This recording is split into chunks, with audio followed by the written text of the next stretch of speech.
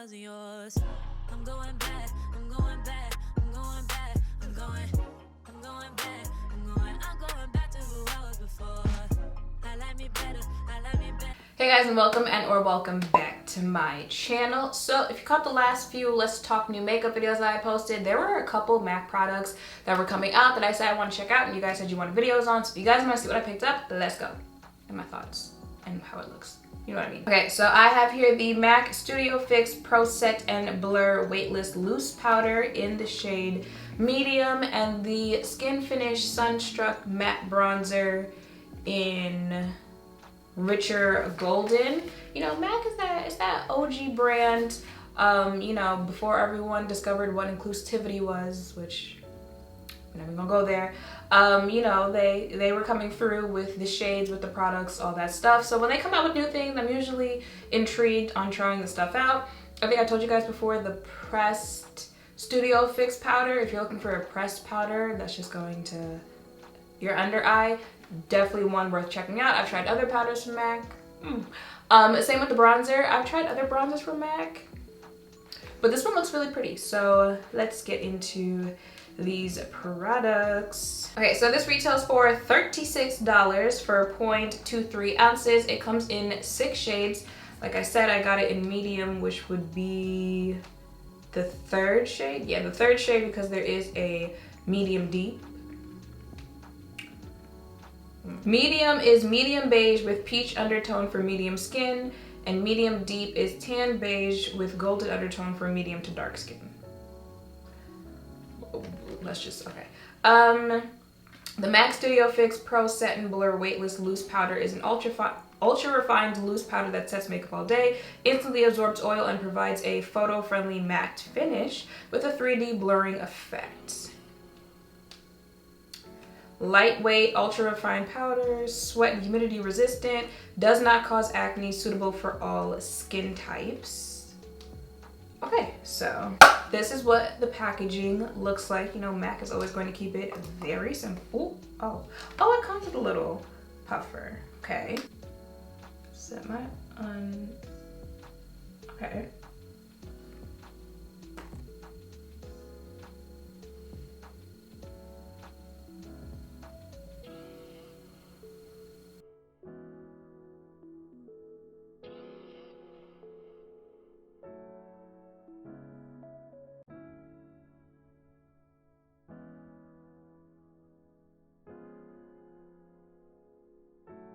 Okay, you guys, now we're gonna let that sit on the face for a little minute. You know, first impression, very fine powder, not too fine.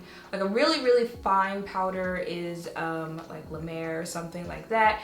It's not that type of fine, but it's also not thick. You know, sometimes you can look at it and just see thick, chunkier type of powder. So this is like nice in the middle of those two. The color threw me off a little bit. Maybe it's me sitting in this lighting. Well, no, right? Because it's giving beige to you. Like, I was expecting peachy beige. It's giving a little more yellow beige. But, on to the next product. Once again, it's the Skinfinish Sunstruck Matte Bronzer in richer golden. This retails for $33 for 0.26 ounces. Comes in 10 shades. The MAC Skinfinish Sunstruck Matte Bronzer is a soft matte bronzing powder that adds warmth and depth, available in artist crafted 10 color true shades. Stays color true 24 hours, sweat and humidity resistant, does not cause acne, dermatologist tested for all skin types. So this is what the actual bronzer, it looks like. Very cute packaging. And this is the shade that swatch it, because you know, when it comes to bronzers, they be catfishing online. But if okay, that is it on my finger. And that is a swatch of this bronzer.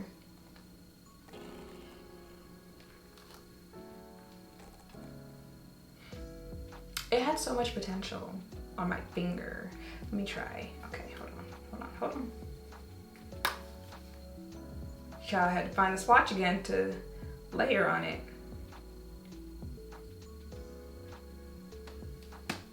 that's 2 layers on my hand. Now keep in mind, you know, I did, you know, conceal out there so it's a little lighter. I did already contour.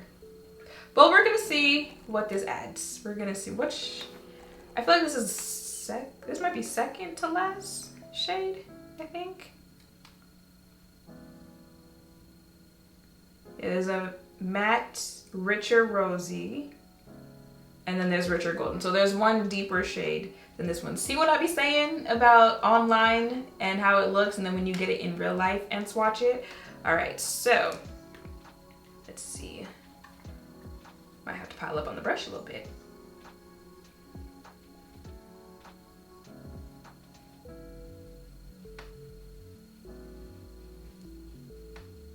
I mean, I might have piled up a little too much on the brush.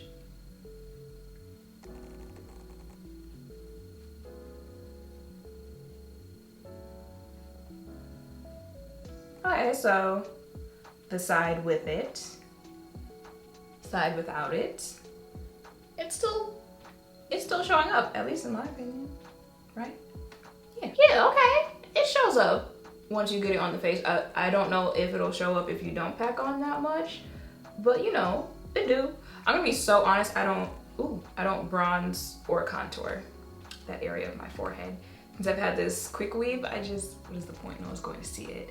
I know it's lazy, but it's one less step. So that is it for my face. Okay, Mac, I see you, we see each other. Not gonna lie, had me in the first half with, I think, both of them. So thoughts on the 2 products that I tried. The powder, like I said, really fine powder, is somewhere in between fine and, you know, not chunky powder on my face. I usually like just a little chunkier, like a Laura Mercier type thing. I feel like that type of fine powder is a powder that you use when you're just trying to dust it onto your face, as opposed to like baking or something like that. That's why, you know, like I use more of a pressed powder first before I bake my under eye, which with a pressed powder or more fine powder. And then when it comes to baking, I use, you know, Laura Mercier,